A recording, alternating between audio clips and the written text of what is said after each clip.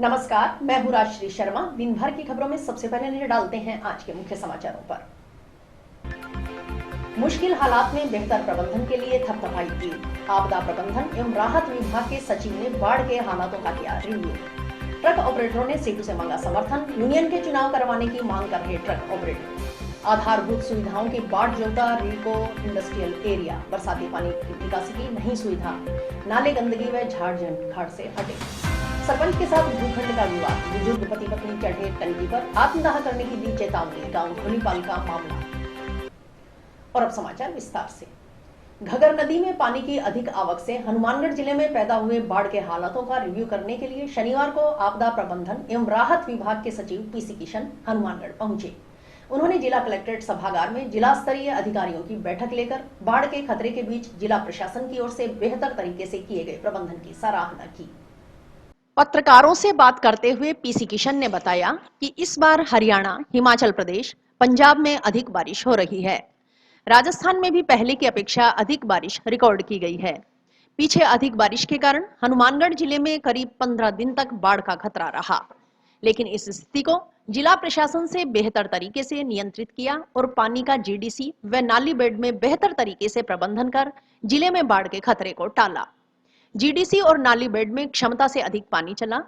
इससे पहले 1995 में इतनी अधिक मात्रा में पानी आने से बाढ़ की स्थिति पैदा हुई थी, लेकिन जिला प्रशासन ने इस मुश्किल घड़ी में अच्छा कार्य किया। अब पानी घटने से खतरा टल गया है। इन दिनों 15 दिनों के दौरान विभाग की ओर से लगातार मॉनिटरिंग की गई। मुख्य सचिव की ओर से भी वीसी के जरिए हालातों का जायजा लिया गया।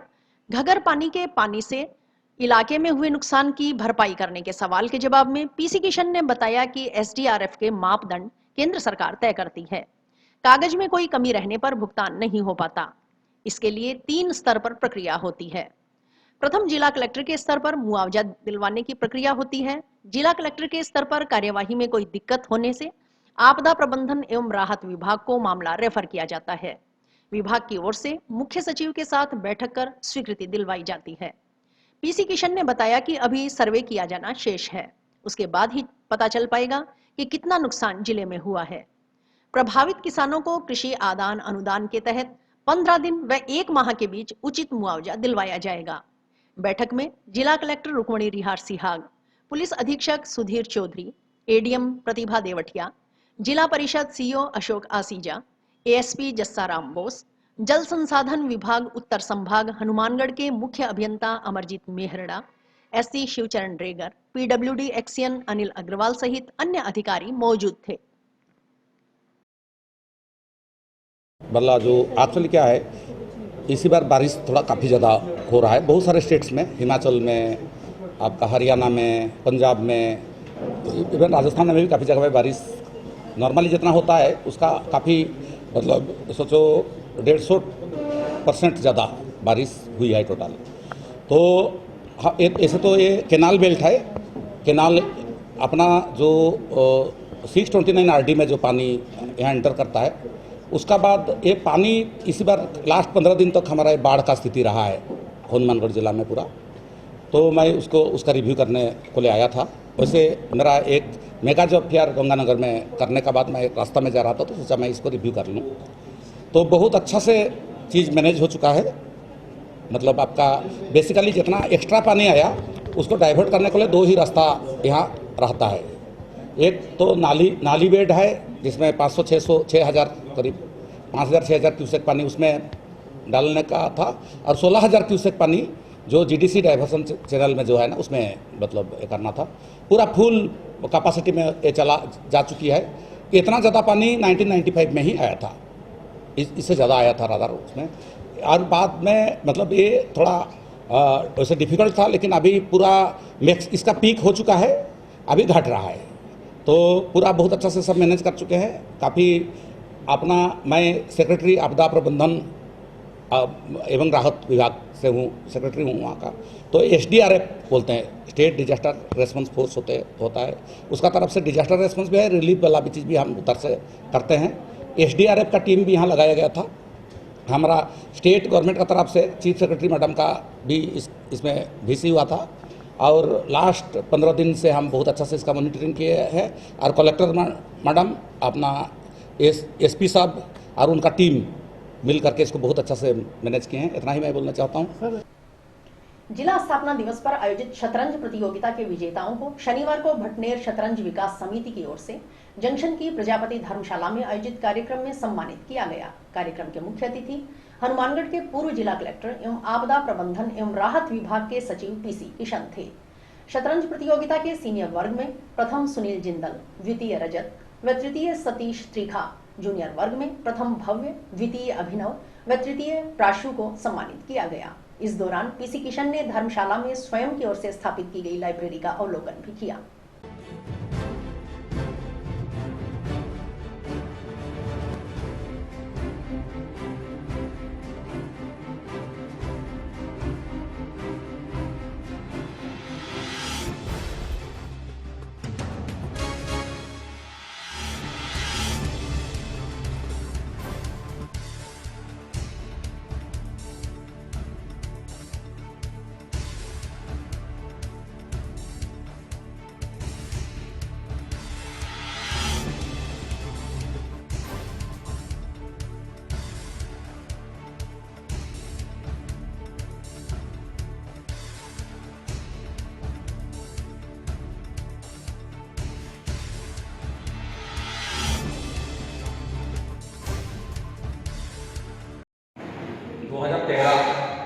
मैं यहाँ का जिला कलेक्टर था और आज 2023 मतलब 10 साल इससे चला गया।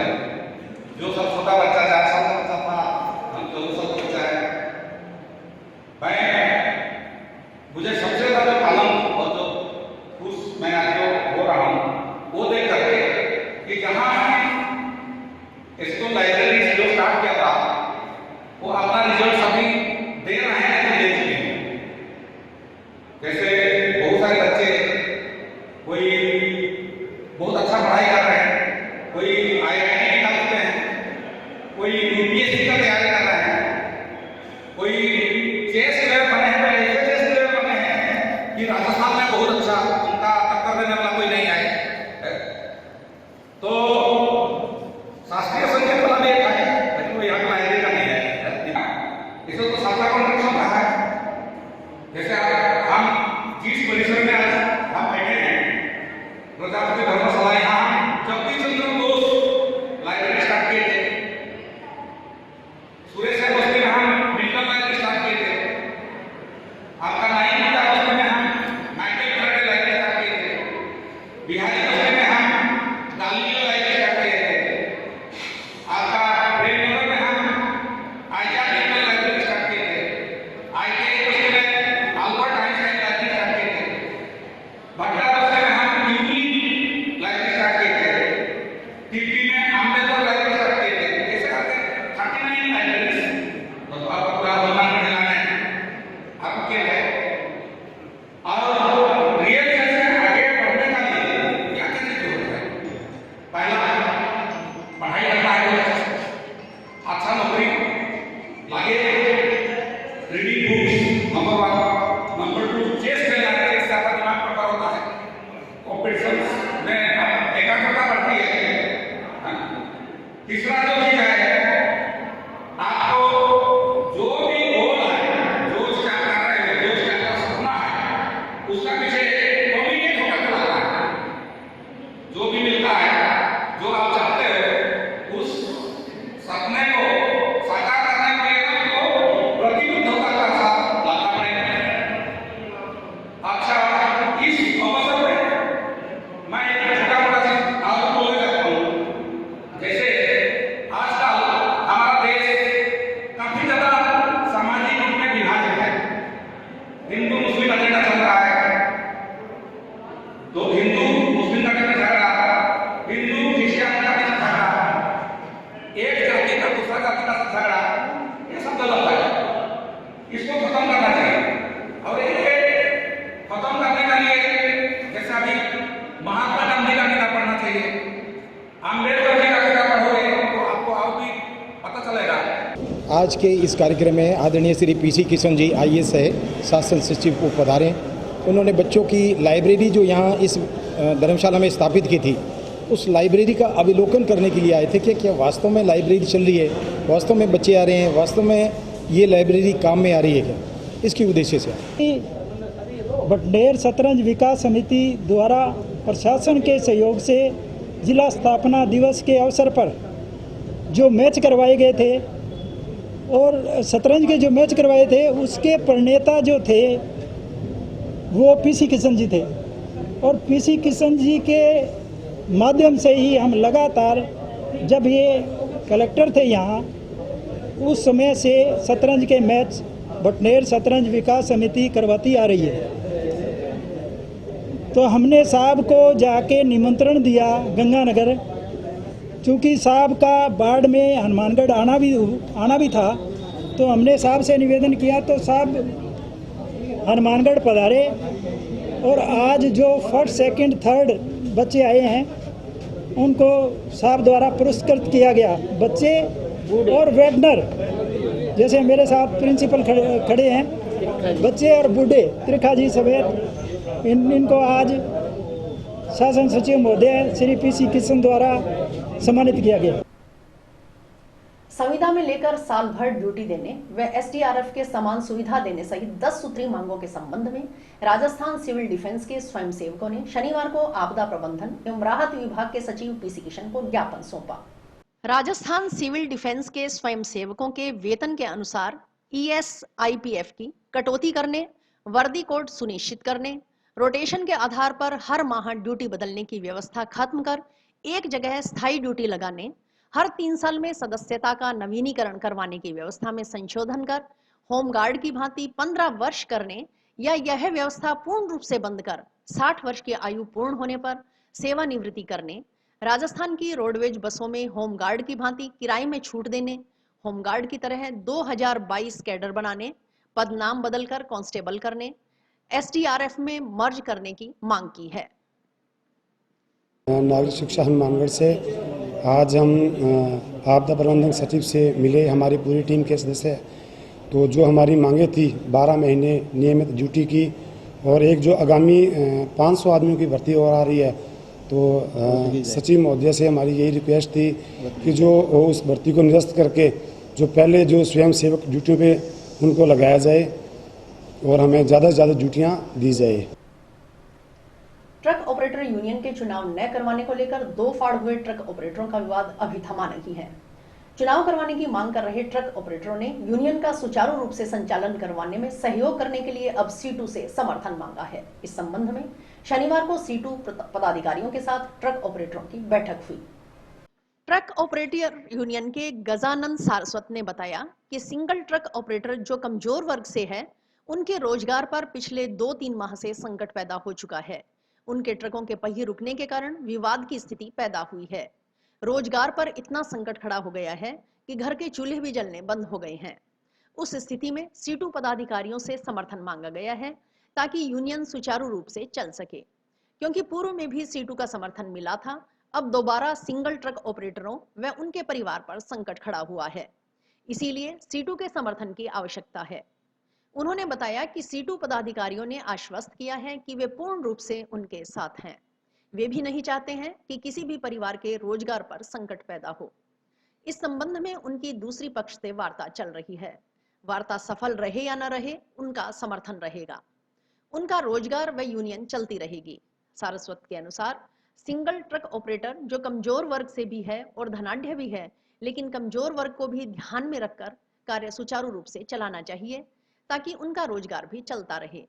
वह धनाढ्य व्यक्ति जिसके 50 या 100 ट्रक चल रहे हैं, केवल उसके घर का चूल्हा जलता रहे, ऐसा नहीं हो सकता। उनकी मांग यही है कि चुनाव हो, क्योंकि 2 साल में चुनाव करवाए जाने का प्रावधान है। यूनियन का हिसाब किताब भी पेश किया जाए।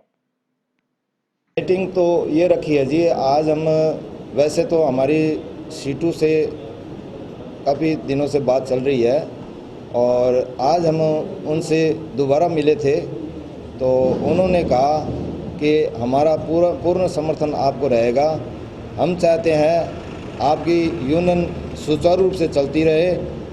जो भी सिंगल ट्रक ऑपरेटर है, जो कमज़ोर वर्ग के भी हैं, धनाढ्य भी है, सारे हैं, सबका काम चलना चाहिए, लेकिन कमज़ोर को भी ध्यान में रख करके कार्य सुचारू रूप से चलाना चाहिए ताकि उनका रोज़गार चले। और हम भी ये चाहते हैं कि हर परिवार का घर का चूल्हा जगना चाहिए। ओनली किसी धनाढ़ व्यक्ति जिसके 50 गाड़ियाँ चल रही है या 100 गाड़ियाँ चल रही है उसके ही मतलब चूल्हा जगता रहे, ऐसा नहीं हो सकता। हमारे 2-3 महीनों से जो है रोज़गार पर बहुत ज़्यादा संकट पड़ गया, इसीलिए हमारा ये विवाद खड़ा हुआ है, क्योंकि हमारे पहिए गाड़ी के रुक गए थे और रोज़गार पर संकट इतना ज़्यादा हो गया कि हमारे घर के चूल्हे भी जगने बंद हो गए। उस स्थिति में हम सीटू से मिले। आगे भी हमने कॉमरेड सोपत सिंह का समर्थन लिया था, उन्होंने भरपूर अपना समर्थन दिया था, अपने 2 साथी भी दिए थे यूनियन को सुचारू रूप से चलाने के लिए। उसके बाद में जब यूनियन सुचारू रूप से चलने लगी, धीरे धीरे यूनियन स्टैंड भी हुई, अच्छी चलने लगी, लेकिन फिर बाद में अभी इन दिनों इस साल में हमारा संकट दोबारा गहरा गया। तो आज यूनियन को जो बनाने के लिए सिंगल ट्रक ऑपरेटर ने जितना समर्थन यूनियन को दिया है किसी व्यक्ति ने नहीं दिया। तो आज हमारी यही मांग है सीटू से भी कि भाई आपने पहले हमें समर्थन दिया कॉमरेड सोपत सिंह द्वारा, तो वही समर्थन उन कॉमरेड को मद्देनजर रखते हुए आपसे हमारा निवेदन है कि आप हमें समर्थन दो। हमारा बिंदु तो उनके साथ में तो यही था, चुनाव हो। भाई आज इतने सालों से कोई भी व्यक्ति किसी भी पद पर आया है, चाहे वो किसी भी पार्टी का हो, चुनाव हर साल हुए हैं। उनका विधान 5 साल का है तो हमारा विधान 1 साल का है। हमने जब 2014 को यूनियन रजिस्टर्ड करवाया था तो उसमें 2 साल का विधान रखा गया था, लेकिन 2 साल बाद में भी कभी चुनाव नहीं हुए, नहीं कोई ट्रेड कमिश्नर का उसमें कोई मोहर लगी है। जो भी प्रधान बने हैं वो आज उन्होंने अपने हिसाब से ही चलाए हैं। सरपंच के साथ चल रहे भूखंड विवाद को लेकर शनिवार को गांव धोलीपाल में बुजुर्ग पति पत्नी वाटर वर्क्स की टंकी पर चढ़ गए। टंकी पर अपनी पत्नी के साथ चढ़े देवीलाल पुत्र भियाराम जाट निवासी गांव धोलीपाल ने गांव के बस स्टैंड के पास स्थित उसके भूखंड का फर्जी पट्टा बनवा कब्जा व निर्माण करने का आरोप लगाया। उसके भूखंड पर निर्मित की गई दुकान बंद न करवाने पर देवीलाल ने पत्नी सहित आत्मदाह करने की चेतावनी दी।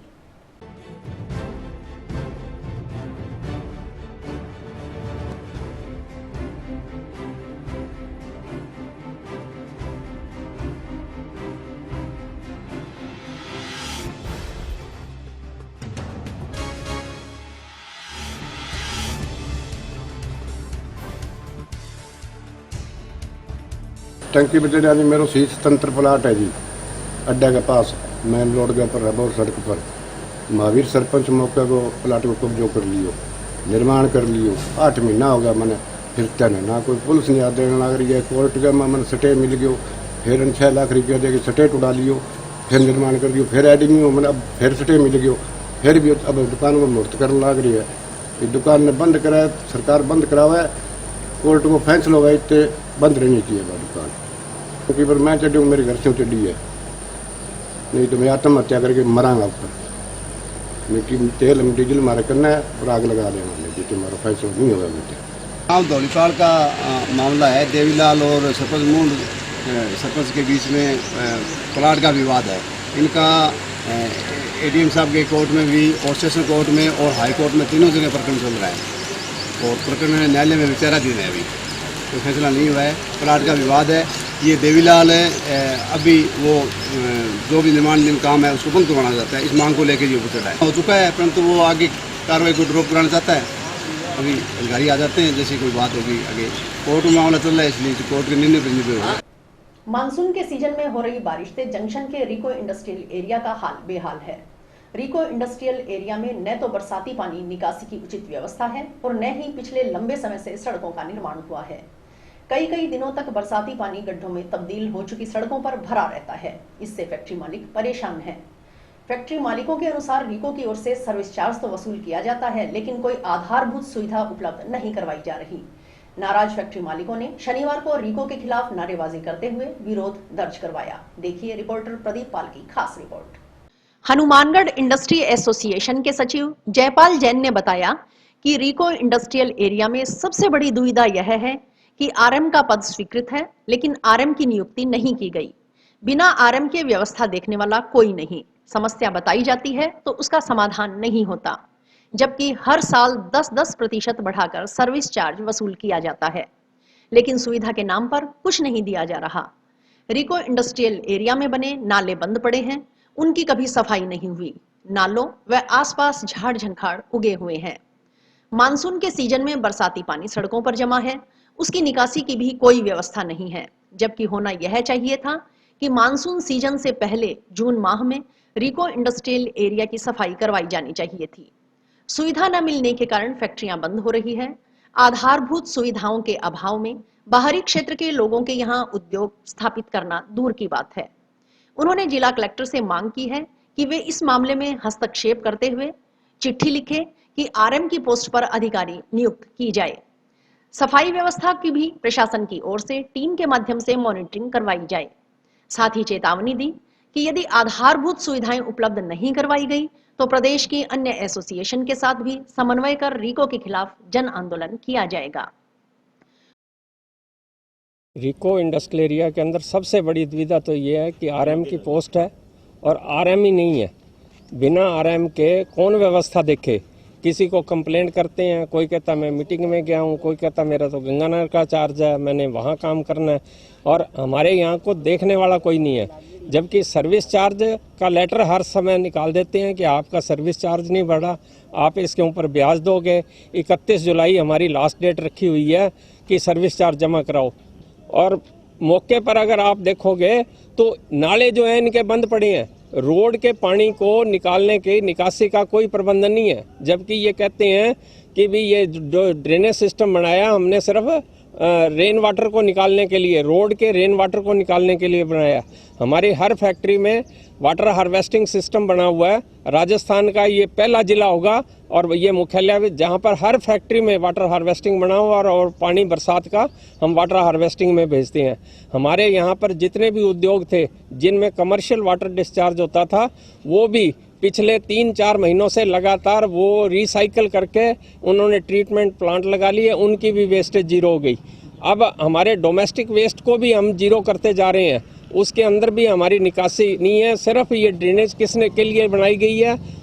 रेन वाटर को डिस्चार्ज करने के लिए, जबकि ये व्यवस्था यहाँ सुचारू रूप से चालू नहीं है। और ये व्यवस्था करनी चाहिए जून से पहले, इनको पूरे एरिया की सफाई करनी चाहिए।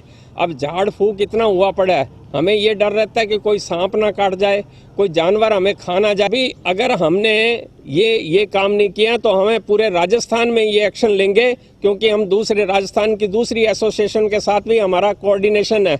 हम पूरे राजस्थान की व्यवस्थाओं के ऊपर कहेंगे कि जो रिको हमारे को जो सुविधाएं नहीं दे रही है उसकी व्यवस्था करो, नहीं तो पूरा जन आंदोलन हमारा जो बनेगा वो उसके लिए सरकार जिम्मेवार रहेगी। उद्योगपति अभिषेक गर्ग ने बताया कि रिको इंडस्ट्रियल एरिया के चारों तरफ सीमेंटेड सड़कें बन गई हैं। इस कारण रिको इंडस्ट्रियल एरिया कटोरा बन गया है। कई बार अवगत करवाने के बाद भी सड़कों का निर्माण सही तरीके से नहीं हो रहा। बरसाती सीजन में चारों तरफ का पानी रिको इंडस्ट्रियल एरिया में एकत्रित होकर फैक्ट्रियों में भर जाता है। 6-7 साल से सड़कें नहीं बनी हैं। नालों का लेवल ऊंचा होने के कारण ओवरफ्लो होकर पानी सड़क पर पसर जाता है। सड़कों पर हर समय पानी फैला रहता है। मच्छरों की भरमार है। ड्रेनेज सिस्टम फेल हो गया है। यहाँ रहना दूभर हो गया है। इस कारण स्थिति विकट है। उन्होंने नालों की सफाई करवाने व लेवल ऊंचा उठाकर सड़कों का निर्माण करवाने की मांग की है। रिको इंडस्ट्रियल एरिया में ना ये देखो क्या हाल हो रखा है, नाले बंद कर रखे हैं इन्होंने, सारा पानी सड़क पे इकट्ठा हो रहा है। बारिश का मौसम चल रहा है, हर साल सर्विस टैक्स ले रहे हैं, सर्विस टैक्स के नाम पे कुछ दे तो रहे नहीं है। रोड की मुझे लगता है 7-8 साल हो गए ना तो कोई इन्होंने रोड बनाई है, नाले ऊपर कर रखे हैं, सारा पानी बाहर आ जाता है नालों का, सारा ड्रेनेज सिस्टम ही ख़राब कर रखा है इन्होंने। कोई सफाई नहीं है, कोई कुछ नहीं है, कुछ भी नहीं कर रहे हैं। क्या है जी, यहाँ है ना इंडस्ट्रियल एरिया में ये C14 इंडस्ट्रियल एरिया है और यहाँ चारों तरफ सीमेंटेड रोड बन गई है, बीच में कटोरा बना दिया है। यहाँ कोई डेवलपमेंट कई बार कहने के बाद भी सड़क का निर्माण करे सही तरीके से नहीं हो रहा है। जितना भी पानी चारों तरफ से आ रहा है एक जगह पर इकट्ठा होकर के पूरी फैक्ट्री में पानी भरा रहता है। और जो बाहर का पानी जो आप देख रहे हैं ये तो कभी सूखता ही नहीं है, क्योंकि जितना पानी होता है सबसे पहले यहाँ और हमारे पीछे की साइड में आके इकट्ठा हो जाता है। स्थिति बड़ी विकट है और कोई भी आता है कि चमड़िया जी आप यहाँ निर्माण करिए, अपने पैसों से करवा लीजिए। हालत ये है, अब निर्माण करिए, हमारा अपना ही पूरा नहीं होता, बाहर का कैसे हम करवा लें अपने पैसों से। एक मन तो ये होता है कि यहाँ से उठ करके कहीं दूसरी जगह एस्टेब्लिशमेंट कर लें, जो कि हमारे बुत्ते से बाहर की बात है। एक बार आपसे फिर नम्र निवेदन है अधिकारियों से, जो भी इस बात को सुन रहे हो कि इसको जल्दी से जल्दी इसको ठीक करवा करके ज़िंदगी रहने लायक करें। मच्छरों का इतना बुरा हाल हो गया इसके कारण कि दुर्गति हो रखी है। और अभी वक्त है एक ब्रेक का। आपके कैरियर को दे नई दिशा। माता किताब कौर इंटीग्रेटेड बीएड व डिग्री कॉलेज, जो कि ISO सर्टिफाइड है और महाराजा गंगा सिंह यूनिवर्सिटी बीकानेर से मान्यता प्राप्त है, जो लेकर आए हैं BSc नॉन मेडिकल व मेडिकल, BA सभी विषयों में, BSc बीएड व BA बीएड की सुविधा। अनुभवी और योग्य स्टाफ के साथ साथ हर सुविधा उपलब्ध करवाई गई है, जो विद्यार्थियों का उच्च कोटि का मार्गदर्शन करेगी। यहाँ का रिजल्ट 100% है। सभी सब्जेक्ट्स की लैब जैसे botany, zoology, physics, chemistry, computer व भूगोल, जो कि अत्याधुनिक उपकरणों से सुसज्जित है, और कॉलेज का विशाल कैंपस, जो कि पढ़ाई के बिल्कुल अनुकूल है। छात्रों के सर्वांगीण विकास के लिए फ्रेशर पार्टी, रंगोली, मेहंदी, खेल कूद, शैक्षणिक भ्रमण, scout, rover, ranger, Holi, Lohri जैसे सांस्कृतिक कार्यक्रम की गतिविधियां निरंतर चलती रहती हैं। CCTV व वाईफाई कैंटीन व बस की सुविधा उपलब्ध है। प्रवेश प्रक्रिया व गाइडलाइन हेतु संपर्क करें माता किताब Kaur campus, Rawatsar road, toll plaza के पास, हनुमानगढ़। मोबाइल नंबर 9950392001 और 9414081898। मानव उत्थान सेवा समिति के अध्यक्ष लाधू सिंह भाटी की ओर से अपने पिता चनन सिंह भाटी की 8वीं पुण्यतिथि पर उनकी स्मृति को चिरस्थायी बनाए रखने के लिए समिति सदस्यों के साथ शनिवार को नीम, अंजीर सहित विभिन्न प्रजातियों के 21 पौधों का रोपण किया गया। पौधे लगाकर उनकी सुरक्षा के लिए ट्री गार्ड भी लगाए गए। पौधारोपण कार्यक्रम का आयोजन जंक्शन में नामदेव चौक से नेशनल पब्लिक स्कूल रोड पर किया गया। खास बात यह रही कि कार्यक्रम में चनन सिंह भाटी की अगली 2 पीढ़ियों ने एक साथ पौधारोपण किया।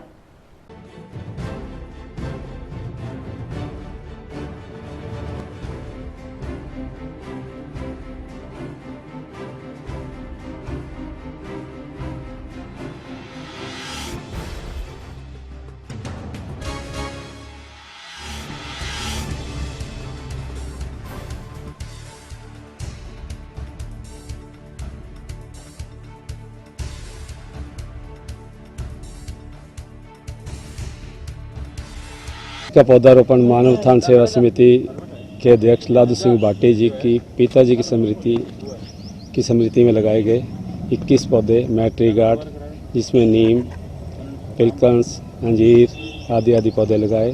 क्लब के सभी सदस्य इनके पिताजी की आत्मिक शांति की प्रार्थना करते हैं और परिवार को सुख समृद्धि की कामना करते हैं। अपील करना चाहते हैं कि जब भी किसी का जन्मदिन हो, कोई पुण्य स्मृति हो, तो उनकी याद में भी पौधारोपण करवाया जाए ताकि शहर हरा भरा हो सके। तो मैंने मेरे पूज्य पिता श्री चन्नन सिंह जी भाटी की स्मृति में 21 पौधे मैट्री गार्ड उनकी चिर स्थायी स्मृति के लिए मानव उत्थान सेवा समिति के समस्त सदस्यों के सहयोग से लगाए गए। मैं आमजन को जागरूक और उनकी चिर स्थायी स्मृति के लिए हमेशा शुद्ध वातावरण के लिए पौधारोपण करने के लिए आज उनकी स्मृति में पौधारोपण किया गया, जिससे वातावरण भी शुद्ध, स्वच्छ व सुंदर है। इसके और आने वाली पीढ़ी के लिए स्वच्छ हवा व अच्छा वातावरण मिल सके, उसी की मुहिम के तहत हम समिति सदस्यों के द्वारा अपने पूर्वजों की स्मृति व जन्मदिन, विवाह की सालगिरह के ऊपर वृक्षारोपण करने के लिए अन्य लोग भी प्रेरित हो सके। 1 अगस्त को जयपुर चलो प्रदेश नेतृत्व के आह्वान पर भाजपा जिलाध्यक्ष देवेंद्र पारीक के नेतृत्व में भाजपा के कार्यकर्ता भाजपा नगर मंडल हनुमानगढ़ जंक्शन टाउन के पदाधिकारियों ने नहीं सहेगा राजस्थान के तहत हाथों में पोस्टर व तख्तियां लेकर जंक्शन में मूसलाधार बारिश में कार्यकर्ताओं ने पैदल मार्च निकाल राज्य की कांग्रेस सरकार के खिलाफ विरोध प्रदर्शन किया और कहा कि राजस्थान में लगातार पेपर लीक हो रहे थे। पेपर लीक होने से राजस्थान के युवाओं के साथ बहुत बड़ा धोखा हुआ है और महिलाओं पर आए दिन प्रदेश में अत्याचार हो रहे हैं।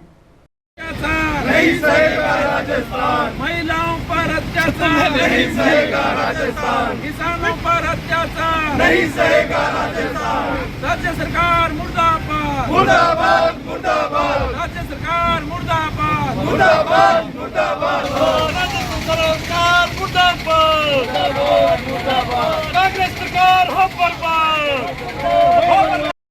1 अगस्त को जयपुर चलो का आह्वान जो हमारे प्रदेश नेतृत्व ने किया है, आज हनुमानगढ़ नगर मंडल टाउन और हनुमानगढ़ नगर मंडल हनुमानगढ़ जंक्शन के कार्यकर्ताओं ने जयपुर चलो का आह्वान किया है और साथ ही नहीं सहेगा राजस्थान के अभियान की तख्तियां लेकर पोस्टर लेकर आज हमारा ये कार्यक्रम तो ये था कि पैदल मार्च करने का, लेकिन बरसात आने की वजह से कुछ परेशानी हुई, लेकिन फिर भी भारतीय जनता पार्टी का कार्यकर्ता आप देखिए धूप में छाव में अपना खून पसीना जनता के लिए बहाने के लिए तैयार है। और आज भारतीय जनता पार्टी राज्य सरकार से ये मांग करती है कि जिस प्रकार से धोखे से आपने सत्ता राजस्थान में बनाई, जिस प्रकार ने पेपर लीक कर आपने युवाओं के साथ धोखा किया, जिस प्रकार से दलितों पर महिलाओं पर जो अत्याचार पूरे प्रदेश में हो रहे हैं, जिस प्रकार भ्रष्टाचार का नंगा नाच पूरे राजस्थान के अंदर पूरे हनुमानगढ़ के अंदर हो रहा है। और आप देखिए अभी ज्वलंत समस्या की मैं बात करूं तो घग्गर नदी में जो बाढ़ की स्थिति बनी थी, पूरे हमारे किसान साथी पूरे क्षेत्र के किसान पूरे हमारे शहरवासी संकट में थे। जिले में हमारे संगरिया हनुमानगढ़ और पीलीबंगा तीनों क्षेत्र हमारे इस बाढ़ से प्रभावित थे, लेकिन इनके प्रभारी मंत्री जो कि बाढ़ एवं आपदा प्रभारी मंत्री भी है, लेकिन वो जब बाढ़ का खतरा टल गया तो पिकनिक मनाने और अब खबर नौहर क्षेत्र की। यहाँ पंचायत समिति कार्यालय में पट्टा विवाद निस्तारण शिविर का आयोजन किया गया। प्रधान सोहन ढील की अध्यक्षता में आयोजित हुए इस शिविर में पंचायत समिति सदस्य मंगेश चौधरी, रीटा बिजारनिया, मांगीलाल शर्मा, राम सिंह आदि मौजूद रहे। इस मौके पर विभिन्न ग्राम पंचायत क्षेत्रों के विवादित पट्टा प्रकरणों की सुनवाई कर उसके निस्तारण के प्रयास किए गए।